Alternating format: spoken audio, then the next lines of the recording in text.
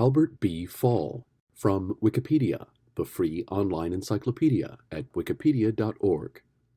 Albert Bacon Fall, born November 26, 1861, died November 30, 1944, was a United States Senator from New Mexico and the Secretary of the Interior under President Warren G. Harding, infamous for his involvement in the Teapot Dome scandal. As a captain in the United States Army, he supported a military invasion of Mexico in 1916 as a means of ending Pancho Villa's raids. Early life and family. Fall was born in Frankfort, Kentucky, to William R. and Edmonia Taylor Fall. He attended schools as a child in Nashville, Tennessee, but was primarily self-educated. By age 11, Fall was employed in a cotton factory. This is most likely the cause of respiratory health problems he suffered throughout his life. Due to his illnesses, Fall moved west as a young man to seek a better climate. He tried Oklahoma and Texas, but eventually he settled in Las Cruces, New Mexico territory where he practiced law. Between 1879 and 1881, he was a teacher while he studied law. On May 7, 1883, Fall married Emma Garland Morgan in Clarksville, Texas. They had 4 children, a son, Jack Morgan Fall, and daughters Alexina Chase, Caroline Everhart, and Jewett Elliott. Jack Fall and his sister Caroline died within a week of each other during the influenza epidemic that swept the world in 1918. The family lived at the Three Rivers Ranch in the Tularosa Basin. Fall also had a home in El Paso, Texas. Career. Fall was admitted to the bar in 1891. He served in the New Mexico House of Representatives from 1891 to 1892. In 1892 and 1893, he served on the Territorial Council. Fall was appointed judge of the 3rd Judicial District in 1893 and Associate Justice of the New Mexico Supreme Court later the same year. Fall served on the Territorial Council again from 1896 to 1897 and as the territory's Attorney General in 1897. During the Spanish-American War, Fall served as captain of an infantry company.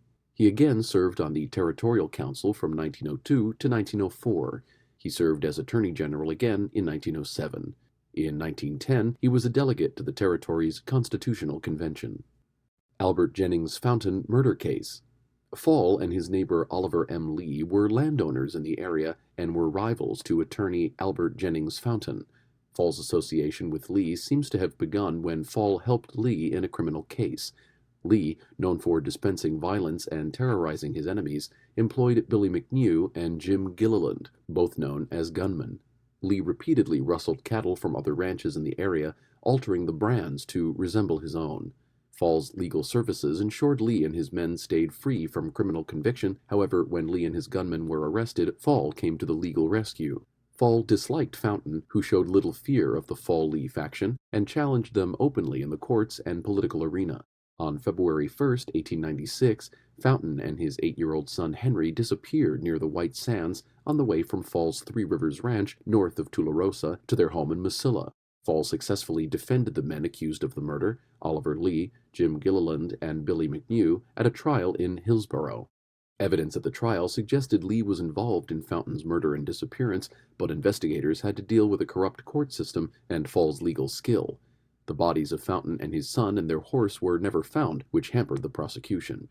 The charges against McNew were dismissed by the court, while Lee and Gilliland were acquitted. Pat Garrett case. In 1908, Fall successfully defended Jesse Wayne Brazel, the accused killer of former Sheriff Pat Garrett. Garrett, famous for killing outlaw Billy the Kid in 1881, had pursued the suspects in the Fountain murders. Election to the Senate. As a member of the Republican Party, Fall was elected as one of the first U.S. senators from New Mexico in the year 1912. It was widely known that he made a political alliance with Thomas B. Catron, the man who served alongside him, to ensure that both would be elected. This controversy made Fall a target of the local Republican Party, as they believed Fall had not contributed sufficiently to their efforts to secure New Mexico's statehood and was not worthy of their nomination. The selection of Catron and Fall also disappointed Hispanics, who had hoped that one of their own would be selected. Fall was also severely disliked by Democrats. This came to a head when, under Senate rules, Fall's term was over in March 1913, so his name was again up before the legislature for reappointment. After various votes, the legislature sent Fall's name to the governor. Governor McDonald, on the advice of his Democratic legal advisor Summers Burkhart, said that the legislature's procedure had been illegal and failed to sign the credentialing papers in an attempt to oust Fall by forcing a special session of the legislature and a new vote. It didn't work. Fall won the special legislative election. When re-election came up in 1918, Fall was ambivalent about running, but nonetheless accepted the Republican nomination. In the general election, he overcame a bitter challenge from Democrat William B. Walton, even though Fall never made a campaign speech. Some commentators suggest that it was sympathy for Fall's tragic loss of his 2 children in the flu epidemic that won him the election. In the Senate, Fall served as chairman of the Committee on Expenditures in the Department of Commerce and Labor, was noted for his support of the suffrage movement and his extreme isolationist tendencies when the U.S. entered World War I. As a leading antagonist to Democratic President Woodrow Wilson, Fall was permitted to visit the stricken president in his White House bedroom in October 1919, hoping to gauge whether the chief executive was well enough to remain in office.